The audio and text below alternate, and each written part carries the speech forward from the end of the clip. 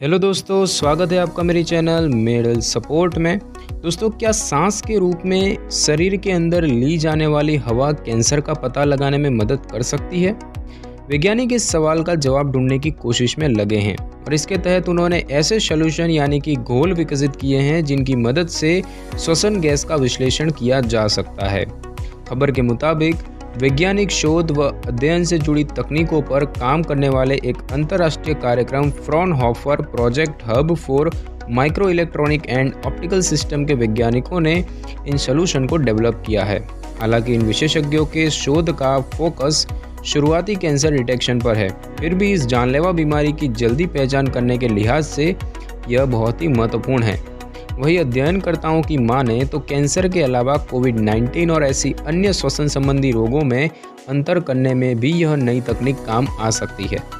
जानकारों के मुताबिक कुछ बीमारियों की अपनी एक अलग गंध होती है। उदाहरण के लिए थोड़ी ज़्यादा मीठी और फ्रूटी एसीटोन जैसे गंध डायबिटीज़ का संकेतक हो सकती है।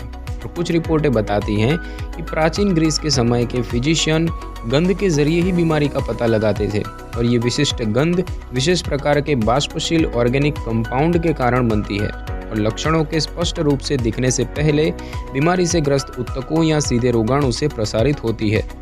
और इस बारे में प्रोजेक्ट से जुड़ी एक शोधकर्ता डॉक्टर जेसी स्कॉनफेल्डर कहती हैं कि कई बीमारियां ऐसी हैं जो सांस के रूप में ली गई हवा में वोलेटाइल ऑर्गेनिक ट्रेस गैसों की कंपोजिशन में बदलाव कर देती है और इस हवा को बीमारी के संकेतकों के रूप में इस्तेमाल किया जा सकता है। और ये संकेतक अक्सर अनेक ट्रेस गैसों का मिश्रण होते हैं जो कम या ज़्यादा घनत्व में होते हैं और किसी विशेष बीमारी के सूचक हो सकते हैं और इसे VOC फिंगरप्रिंट या फिर VOC पैटर्न के रूप में भी जाना जाता है।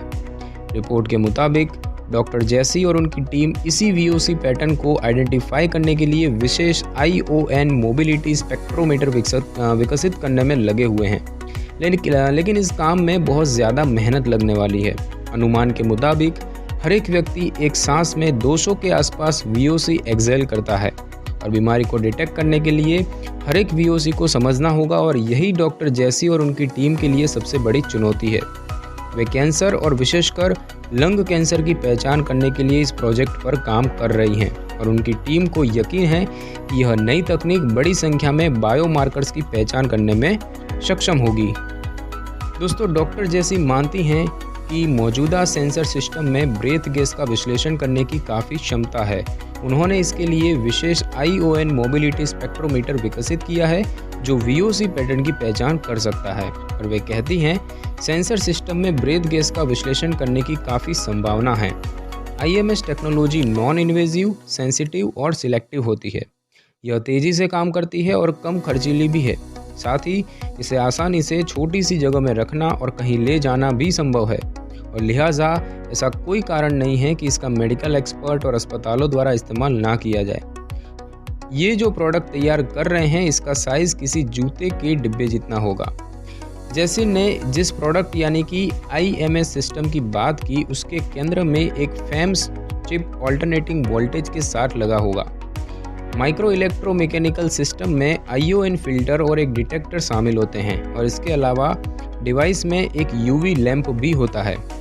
गैस के रूप में VOC जब स्पेक्ट्रोमीटर में पंप होंगे तो UV लाइट उन्हें आयोनाइज कर देगा, यानी कि किसी इलेक्ट्रॉन का एक हिस्सा छोड़ते या पकड़ते हुए उसमें पॉजिटिव या फिर नेगेटिव इलेक्ट्रिक चार्ज प्राप्त करना, जिसे आयोनाइज कहते हैं। दूसरे शब्दों में कहें तो VOC चार्ज्ड मॉलिक्यूल्स में बदल जाएंगे और आगे की प्रक्रिया को लेकर जेसी ने बताया कि फिर उन्हें FEMS चिप में डाला जाएगा और फिल्टर इलेक्ट्रोड्स पर ऑल्टरनेटिंग वोल्टेज को अप्लाई किया जाएगा। फिल्टर में वोल्टेज को एडजस्ट कर आप डिटेक्टर में पारित होने वाली VOC को नियंत्रित कर सकते हैं और इससे एक VOC फिंगरप्रिंट जनरेट होगा जिसमें हम उस बीमारी की पहचान कर सकते हैं जिसका पता लगाने की कोशिश हो रही है।